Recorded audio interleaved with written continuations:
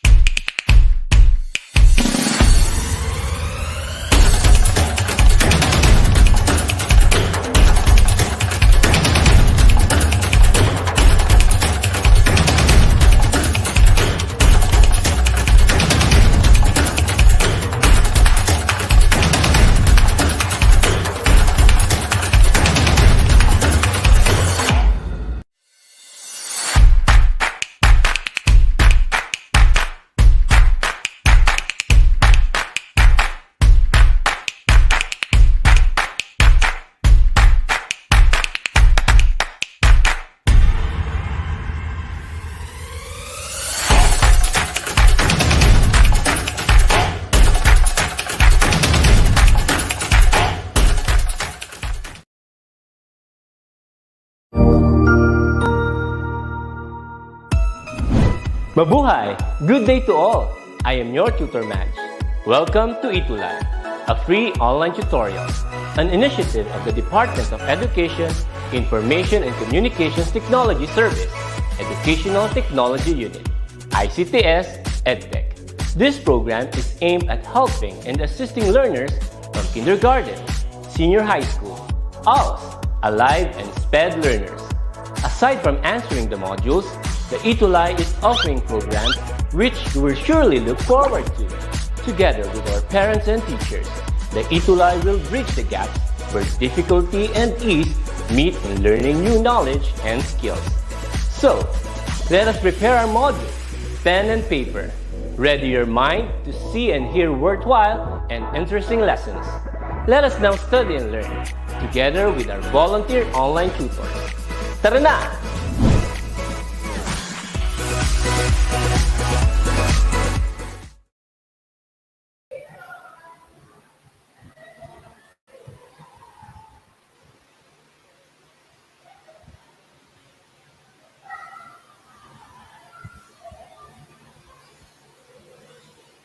Hello, good afternoon po sa lahat.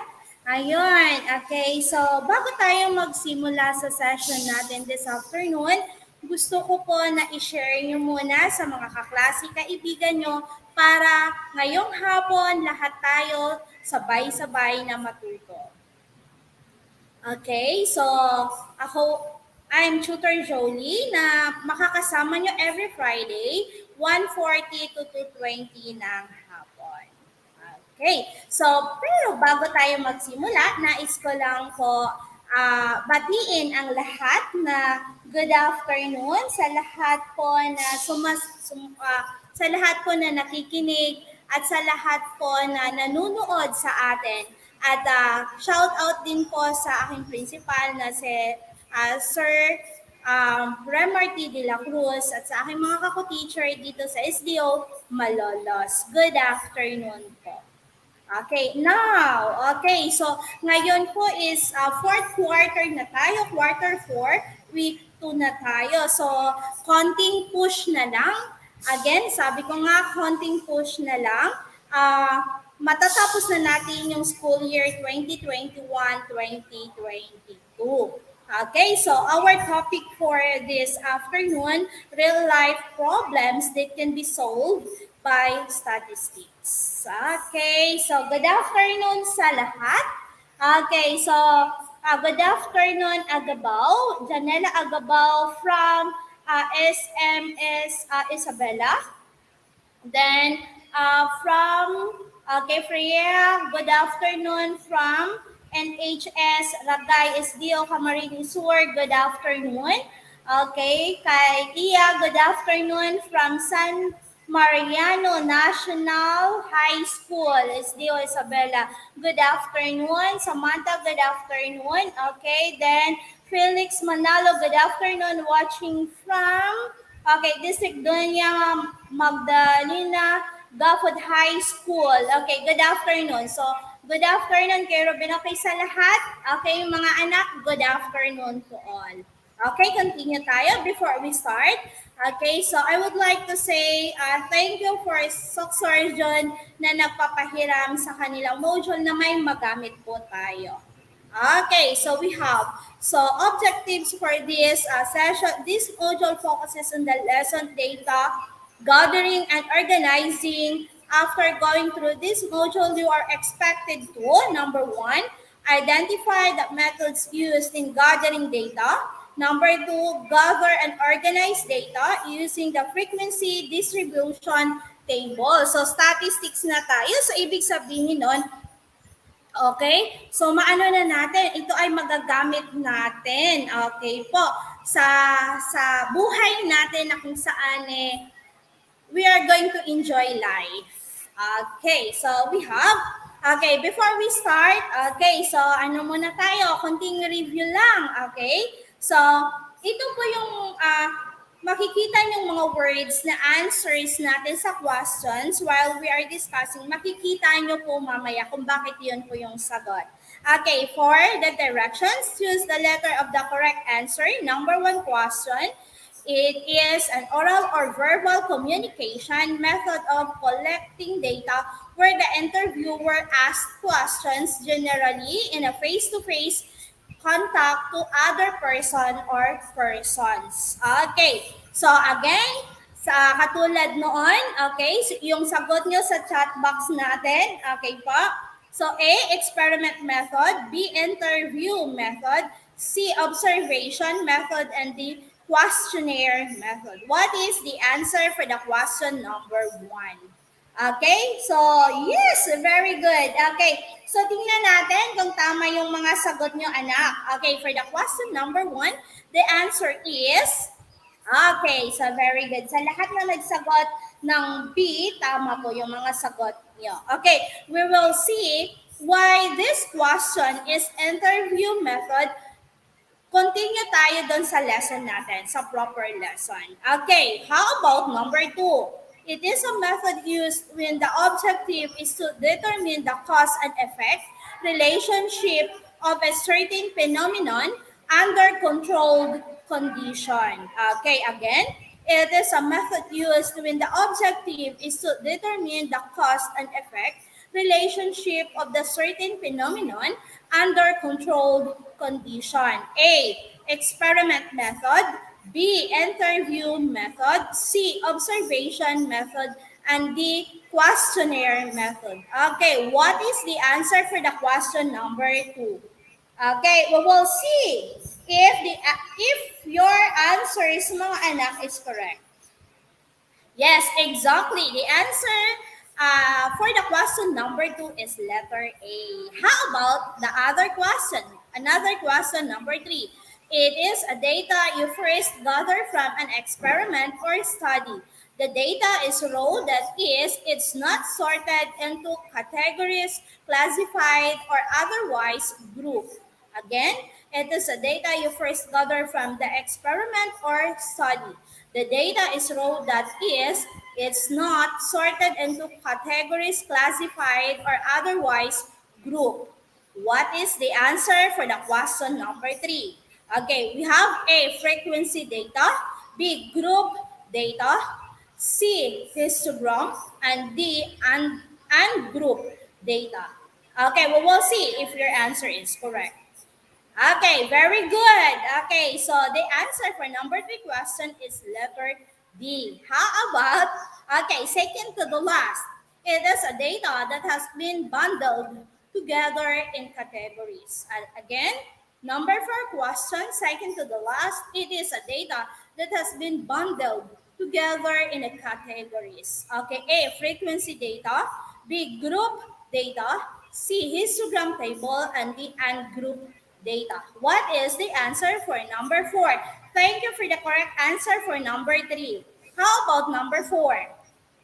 We have, okay, so we have the correct answer for number 4 is letter B. We have group data. Okay, thank you, and very good for those who got the correct answer for the question number 4. We will see bakit ganon ang sagot, okay? Sa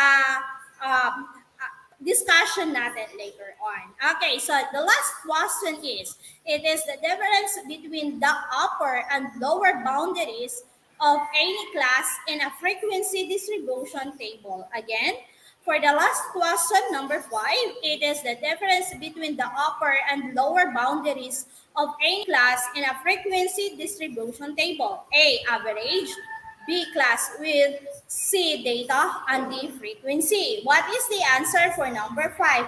Thank you for the correct answer for number 4. How about number 5, mga anak? What is the answer for the question number 5? Okay, so we will see if your answer is correct for number 5. Okay, that is class width. Okay, we will see bakit yun ang sagot. Okay po? Okay, thank you for the correct answers, mga anak. Okay, we will continue. Okay, collection of data is an important part of statistics. Data should be collected in a manner that they are accurate and convenient to use.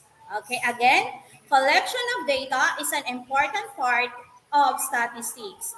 Data should be collected in a manner that they are accurate and convenient to use. Okay, so we have data. Data is a collection of facts or information. They may be gathered by using the following methods. Okay, so sa statistics natin, okay, if you're going to conduct a research, okay, so statistics po, mas importante po yung data natin. So, that is the first one that you're going to do. You're going to collect all facts or information na gagamitin nyo. Okay pa? So, continue. Okay, so we have the different data. Okay? So, the different methods that we're going to use in gathering data. Okay, so we have conducting surveys.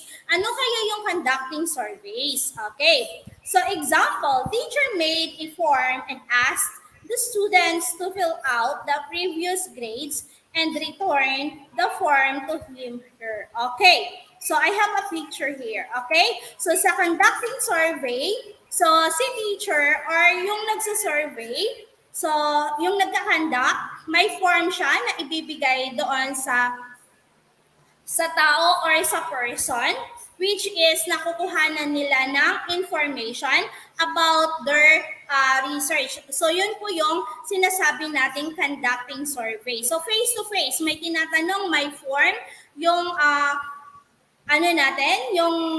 person natin na kung saan siya yung kukunan natin ng data. So ayan po, nakikita nyo sa pictures, mga anak. Okay, next, number 2, observing the outcomes of events. Okay, ito po.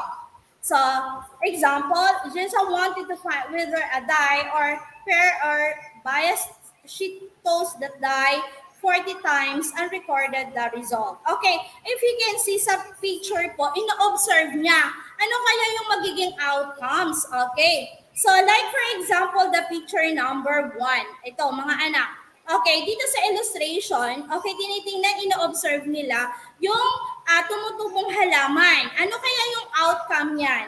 Okay? So, what will be the result? Okay? So, same with this. Okay? So, using the microscope or telescope. Okay, so we have number 3. Taking measurements and experiments. Okay, so ito naman sa experiment. Ito po yung tandaan, ito po yung mga methods na ginagamit natin. Okay, so we have example, the physicist and the chemist conducted an experiment on how gentle dust be substituted for sand in production of hollow blocks. Okay, so nag-experiment sila if possible. Okay, so if possible daw na yung dust is pwedeng maging hollow block. Yung pang substitution. Okay, so substitution nila doon sa ginagawa natin, di ba? Ang ginagawa natin is yung sand. Okay, so if possible na yung dust is pwede sa hollow block. Okay, yun po yung mga sa experiment po. Okay, reading statistical publication. Okay, so sa publication naman, makikita nyo, meron tayong graph at saka merong isang picture na nagbabasa. Okay, Mr. Rivera checked the date of birth of each student in the class registry. Okay, so dito naman sa reading statistical, dito natin makikita, okay, so hindi lang dito sa class registry ng birth nyo. Pwede din po ito magagamit natin sa examples pag na may exam. Okay? Kung ilan po yung nakakuha ng halimbawa, 45 to 46, ilan yung nakakuha nun. Okay, by using this pie graph or bar graph, okay, makikita natin kung ilang bata yung nakaka-cope up o nakakapasa at ilan din po yung bumagsak. Okay? So, doon po natin makikita. Okay, next. Okay, so we have methods used the collecting data. Okay, ito naman. Okay, the first one, ano ba yung interview method? Okay, this method of collecting data is an oral or verbal communication where the interviewer asks questions in any mode, face-to-face, telephone, or virtual. To an interviewee, the person gathering the data is called the interviewer, while the person supplying the data is the interviewee. Okay? Again, okay, yung person daw, okay, the person gathering the data is called the interviewer. Yun po yung nagtatanong, okay? While the person supplying the data is the interviewee, yung tinatanong. Okay, mga anak? Okay po. So, halimbawa, ako yung teacher, tapos nagtatanong ako sa inyo kung ilang taon kayo. So, ako yun si interviewer at kayo po, mga anak, yung tinatanong ko, kayo po yung nagsastand as interviewee, na kung saan kayo po yung nagsusupply sa akin ng data for my observation. Okay? So, yun po yung interview method. Okay, so, yes, okay, so good afternoon sa lahat. Continue lang po tayo. Okay, still watching, thank you. Okay, so yun. Okay, next method for collecting data is the questionnaire method. Okay, on this method, data is gathered through a set of questions that is mailed or handed to the respondents who are expected to read, understand them, and the respondents then write down their responses in the space provided. That a complete questionnaire is then returned for appropriate processing. Okay, questionnaire. Okay, so the best example, okay, so di ba ngayon modular tayo. Tapos merong mga pinapasagutan sa inyo, pinapadala sa magulang nyo, okay, sa sagutan, okay, yung response nyo dun sa mga questions na galing sa school. Okay, so like for example, kumukuha kami ng data kung ang pamamalakad ba ng school for the modular is satisfied kayo. So meron iba-ibang question doon na sasagutan nyo. That is a form of questionnaire method, mga anak. So nagpapadala si teacher ng mga questionnaires, okay? Yung question nakasulat sa bond paper, then sasagutan nyo, then sa returning of modules, ipapadala ulit doon sa magulang nyo para po maipon namin yon. At, okay, so doon kami gagawa ngayon ng conclusion kung ano yung dapat gawin o ano pa yung ma-improve ng school. That is the one example for the questionnaire method in collecting data. Okay, so we have observation method. The data on this method are gathered either individually or collectively by means of observation. Okay? The person who gathers the data is called the investigator, while the person being observed is called the subject. Okay?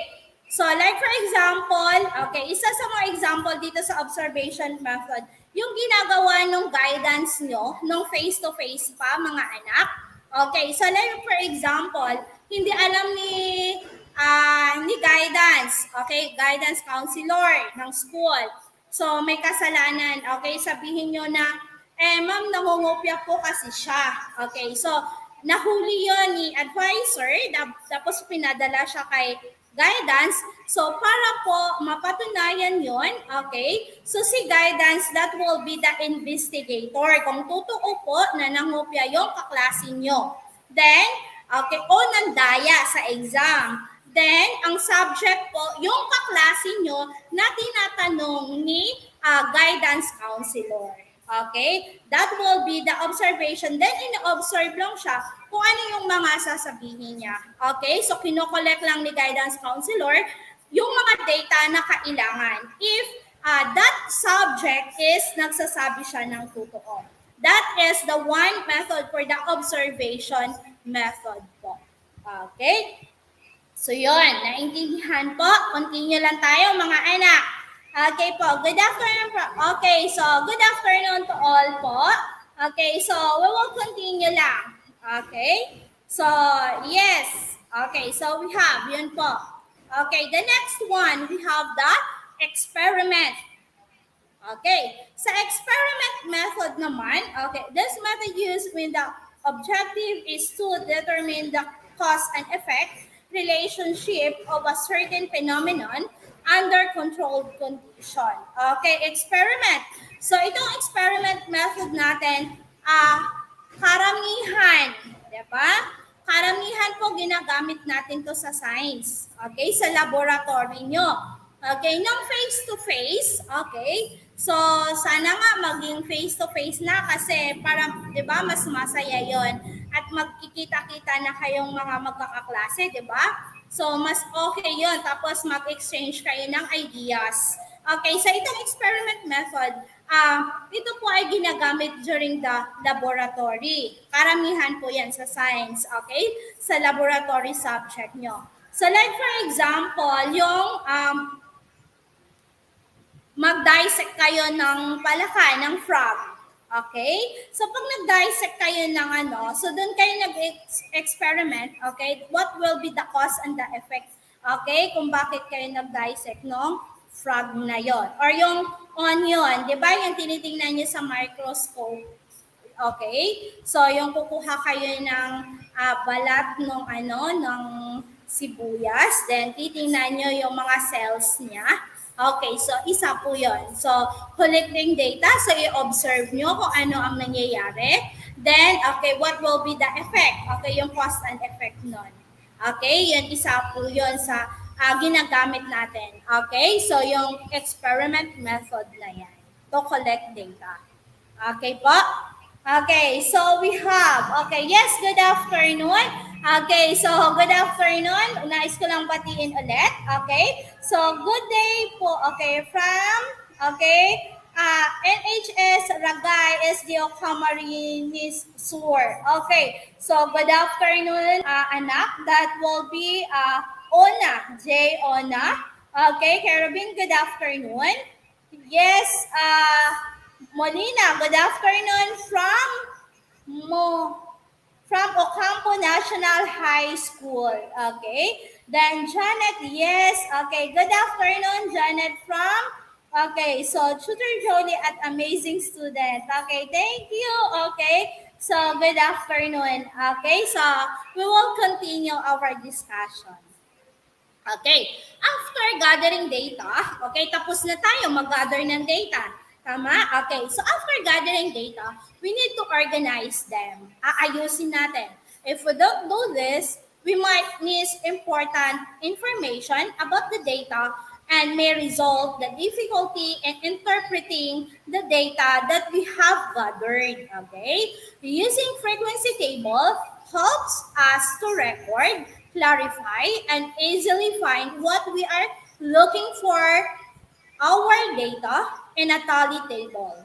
Tally marks, okay? So kung makikita nyo, ito yung 1 na yan, are used to record data while in the frequency table, numbers are used instead of tally marks, okay? So frequency, the number of occurrences of a data, okay? So then we have frequency table is a table that lists items and shows the number of times the items occur.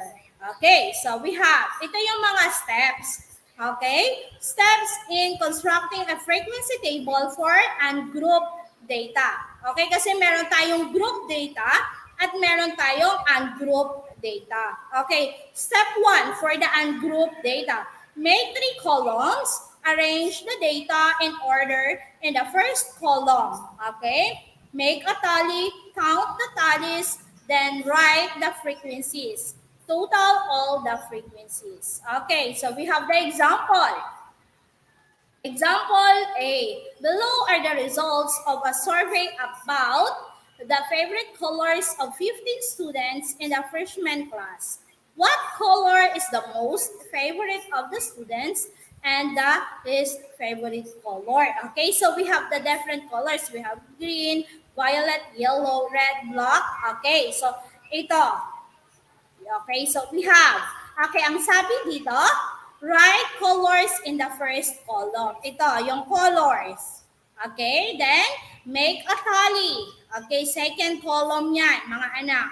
Then we have count the tallies, then write the frequencies. Okay, so then total all the frequencies. Okay, yung color. So itong color na to na nasa table natin sa taas, isusulat po natin ito sa first column. Okay, under ng color. So we have the green, red, yellow, violet, white, and black.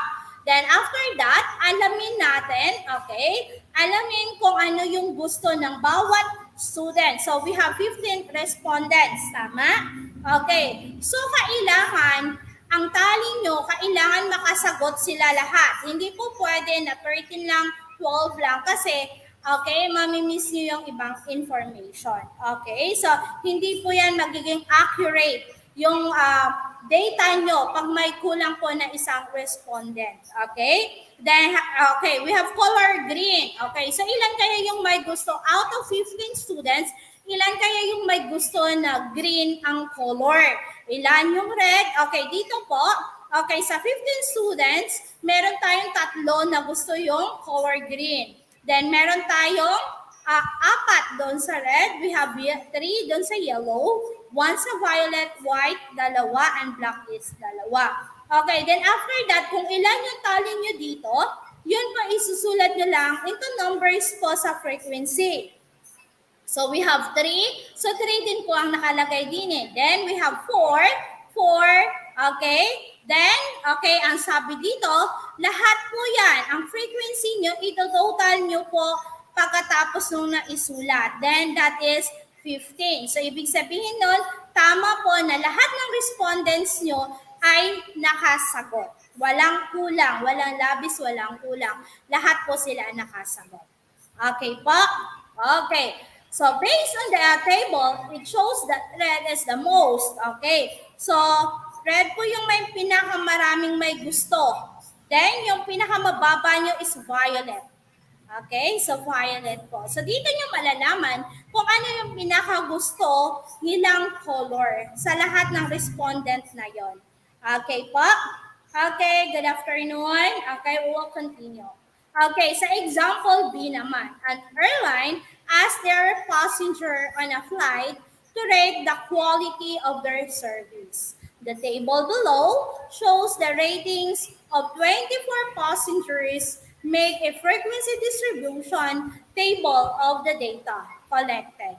How many passengers gave a rating of 3 and below? Okay, so dito naman, meron ditong naka-indicate na pag 5, excellent. Pag 4, very good. Pag 3, good. Pag 2, fair lang. And 1, poor na siya. Okay? So, yun po. Okay, so dito po, okay, so titingnan natin ngayon, okay, using our organizing table, kung ilan po yung nagsagot ng excellent, ilan po yung nagsagot na very good, at good, fair, and then poor. Tingnan natin. Okay, so same process po. Same procedure po, okay? So, gagawa kayo ng table nyo, okay? Then, after that, okay, so, kanina color, ngayon is service rating. Kasi rating po yung, rating mga anak yung hinihingi. Then, the second column, that will be the tally, and then the third one is the frequency. Then, okay, same process, bibilangin natin kung ilan po yung sumagot ng excellent, ilan po yung sumagot ng very good, at ilan po yung nagsagot ng good, fair, at saka poor. Then, after that, okay, so after natali nyo na, ang gagawin nyo for the next one, to get the frequency, okay, kung ilan yun, bibilangin nyo lang yung tali nyo kung ilan. Like for example, for the excellent, okay, nagsagot po, okay, we have 24 respondents, mga anak. Kailangan po yun, aalamin nyo kung ilang respondents nyo para magtali po dito. Pag nagtali na kayo, malalaman nyo kung sino yung hindi nagsagot. Okay? Kasi kukulangin kayo. Halimbawa, example, you have 30 respondents. Then, nung nagtali ka na, nung nagbilang ka na, kung ilan lang yung sumagot na excellent, very good, good. Okay, nung binilang mo, kulang ng 3. Ibig sabihin nun, okay, in 30 respondents, meron pong, halimbawa, 26 na yun ang sagot. Okay, so meron ka ngayon, okay, merong 4 na hindi nagsagot. So, aalamin mo ngayon yun, kung sino yung 4 na yun na hindi nagsagot, kasi dapat po, complete po yung frequency mo, kasi malalaman mo doon, pag enter mo ng frequency mo, doon mo malalaman, okay, may kulang akong respondent, may kulang, may hindi nagsagot. So, malalaan mo po yun. So, hindi siya maging valid yung data mo ngayon pag kulang po yung sagot ng respondent mo. Kailangan, tama, walang labis, walang kulang. Okay, pag gumawa kayo ng research nyo. Okay, so we have the rates of 3 and below consist of good, then 2, 4, and 1. Their frequencies 5, 5, and 3 respectively. Adding these 3 frequencies will result to 13. The number of passengers who gave a rating of 3 and below. Okay, so in-add then, okay, then divide. So yun po yun. Okay, so we have the word data refers to information That is, okay, we have the word data refers to the information that is collected and recorded. It can be in the form of numbers, words, measurement, and much more. Okay? Group data. Okay, so group data is the type of data which is classified into group after collection. And group naman, ungroup data, which is also known as raw data that has not been placed in any group of category after collection. Okay, so we have, okay, steps in constructing a frequency table for a given ungrouped data to be transformed as a group data. Okay, so ito naman yung steps in constructing a frequency table for a given ungroup. Okay, so wag kayong magkamali kasi po iba pong sa group data at iba din po mga anak sa ungroup data. Okay, for the first one, for the ungroup data, to construct a frequency table. Okay, determine the range. Range is the difference between the highest value, okay, represent age, and the lowest value represent L in the set of data. Okay, so pag kinuha natin yung range sa ungroup data, mga anak, ungroup po ha, ungroup data, okay, so our stands, okay, stands for range is equals to the highest value, okay, minus lowest value. Okay, so higher value or the highest score minus the lowest score.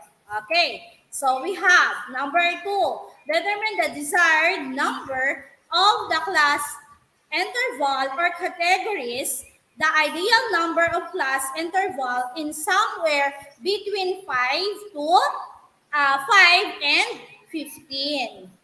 Okay, so we have determine the class with or approximate size of the class interval by dividing the range by the desired number of class intervals. Okay, so paano daw kumuha ng class width? So we have the range. So na-compute nyo na si range. Then yung class interval. Okay, i-divide nyo yan. Okay, ito po yung magiging formula. Okay, W is equals to R over CL o divided by CL. R is for range and then CI is for the class interval. Okay, for number 4, write the class intervals starting with the lower value as determined in the data, then add the class width to the starting point to get the next interval. Do this until the highest value is contained in the last interval. Okay. Okay, the tally. Tally the responding number of scores in each interval.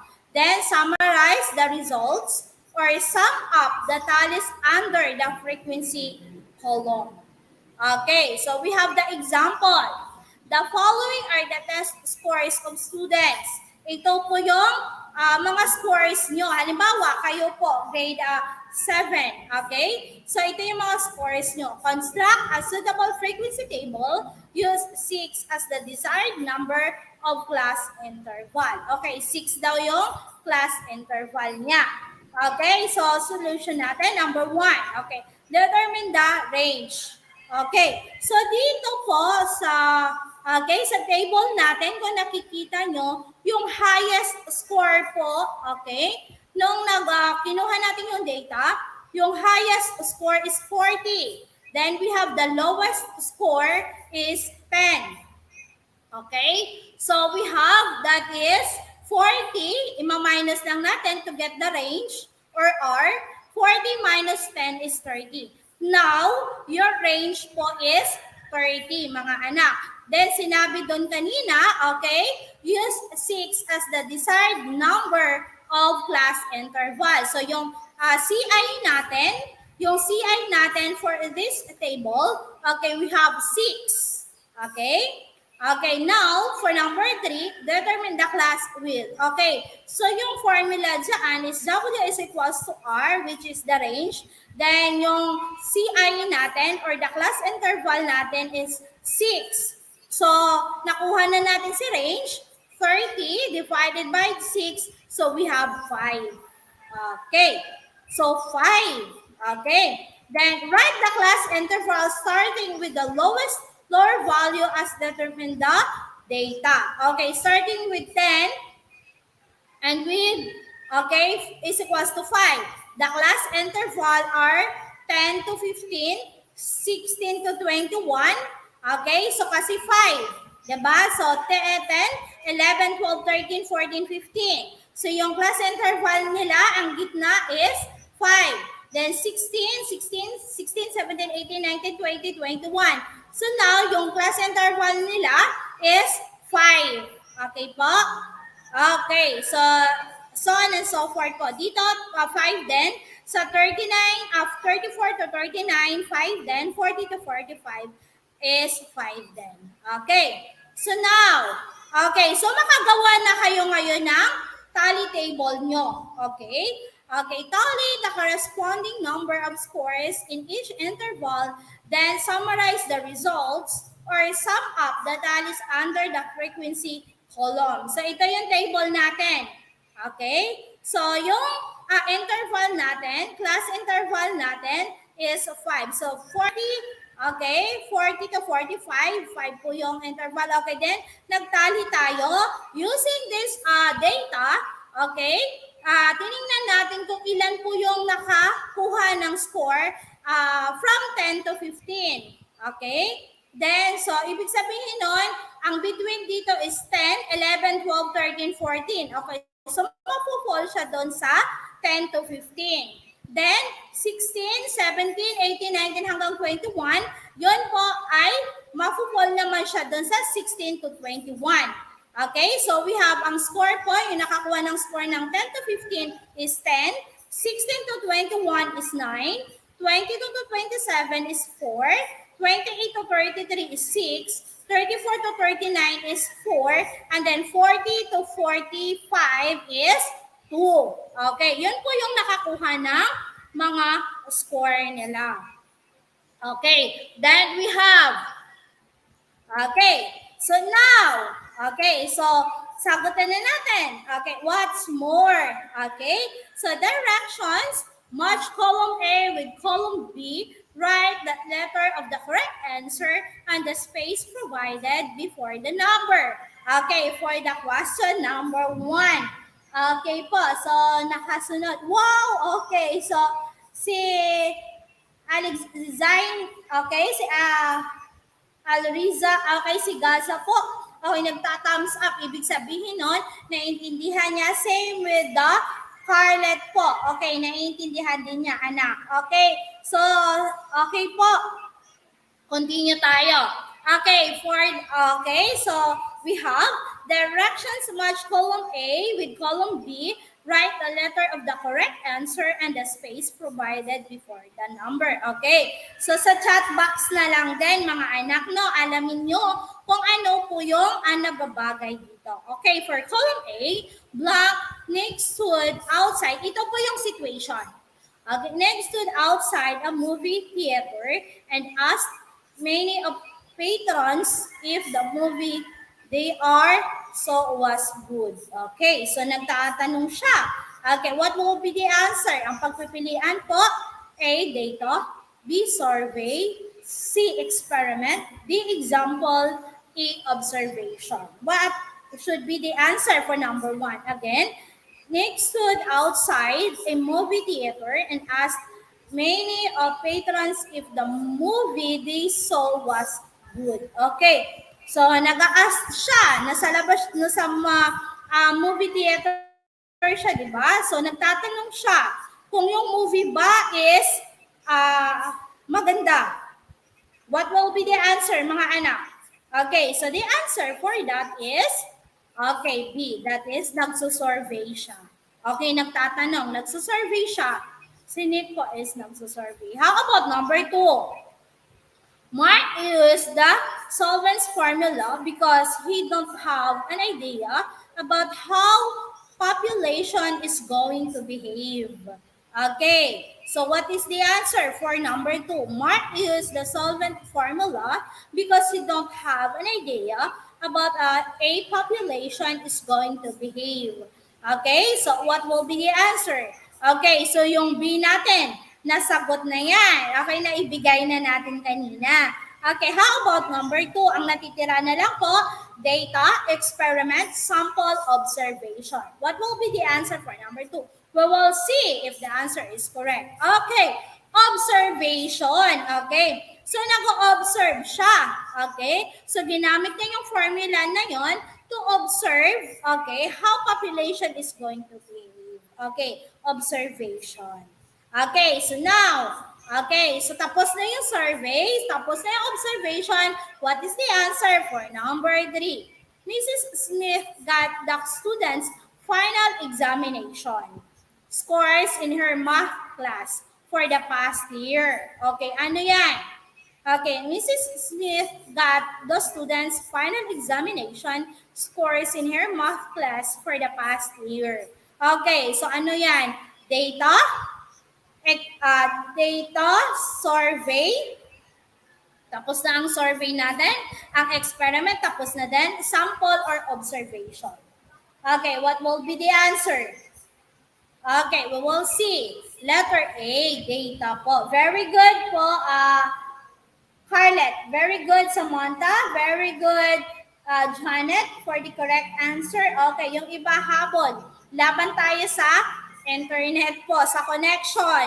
Okay, alam ko, lumalaban din tayo sa, okay, sa connection. Okay, for number 4, okay, Asher observed students entering classroom for a class and recorded whether the first half of the students who arrived for class choose the seat in front of the room.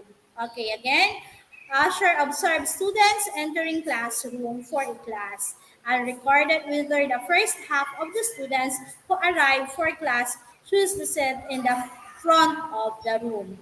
Ano ang sagot for number 4? Okay, so tapos na po yung, okay, so that is letter E. Okay, very good. Okay, very good for the answers. Okay, so the answer is E. Okay, and the last one. Okay, the last one. Leia gave each member of the class a cookie, some from receipt A and some from receipt B. Then she observed which students returned for a second cookie. What is the answer for number 5? Yes, syempre, yung pinakahuli na. So that is C. Okay, so that's all for this session for this afternoon. Mga anak, okay, so salamat sa pagsubaybay. Okay, so hindi tayo nawalan ng connection. Lumaban yung connection natin, nabuo natin. Okay, so bye-bye. See you sa susunod po nating session. Okay, bye-bye. God bless. Ingat po dahil may COVID pa rin po. Okay, bye-bye. Bye-bye mga anak. Ang husay naman! Natapos mo ang iyong tutorial session kasama ang iyong mahusay na ETUlay tutor. May bago ka bang natutuhan? I-share na yan gamit ang hashtag #ETUlayLevelUp. Huwag aalis ha dahil may susunod pang programa na pwede mo ring panoorin at salihan dahil naghihintay na ang iyong mga tutors. Happy learning dito sa ETUlay!